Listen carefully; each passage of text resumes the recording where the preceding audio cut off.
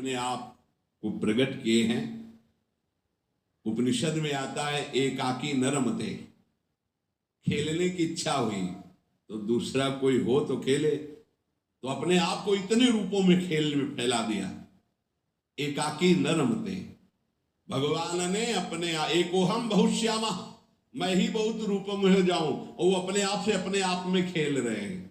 तीन खेल हो रहे हैं यहां प्रगट में। एक हो रहा है सृष्टि का सृजन बराबर चल रहा है, सृजन भी बराबर चल रहा है, पालन भी बराबर चल रहा है, संहार भी बराबर चल रहा है। सृजन होता जाता है, पालन होता जाता है, संहार होता जाता है, सृजन होता जाता है, पालन होता, संहार, ये बराबर लीला चल रही है। किसका सृजन? अपने आप से अपने आप का सृजन। किसका पालन? अपने आप से अपने आप का पालन। और किसका संहार?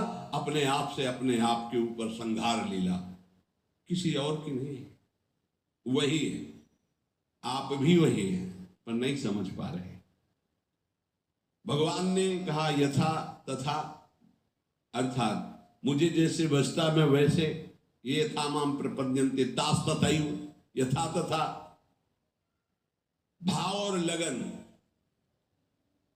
जिस तरह की आपकी लगन है और जिस तरह का भाव है वैसे ही भगवान अनुभव में आते हैं। जब आप घोर विषय चिंतन करते हैं तो भगवान विषय रूप में आ जाते हैं। गाढ़ चिंतन विषय का तो विषय रूप में आ जाते हैं। सलाह दे देंगे आपको, देखो ये विषय जो मैं ही हूं, इसको प्राप्त करना है तो ऐसे चलो, ऐसे प्राप्त करो।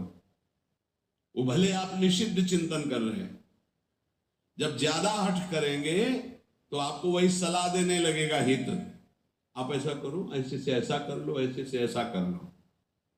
और जब पिटाई होगी तब आपको फिर उपदेश करेगा, कहा था नहीं, नहीं माने तो सलाह दी थी, अब मान लो। हित का बड़ा ही कोमल स्वरूप है।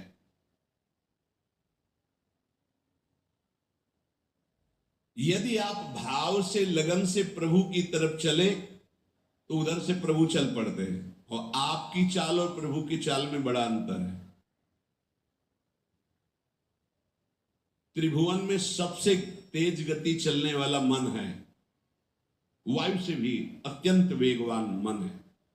जैसे वायु यहां से बंबई उसको जाने में कुछ समय लगेगा, लेकिन मन को अगर आप बंबई गए हैं, पहुंच गए। मन से भी वेगवान गरुड़ जी हैं, जो भगवान के वाहन हैं, वो मन से भी वेगवान है, और गरुड़ से भी वेगवान भगवान की गति।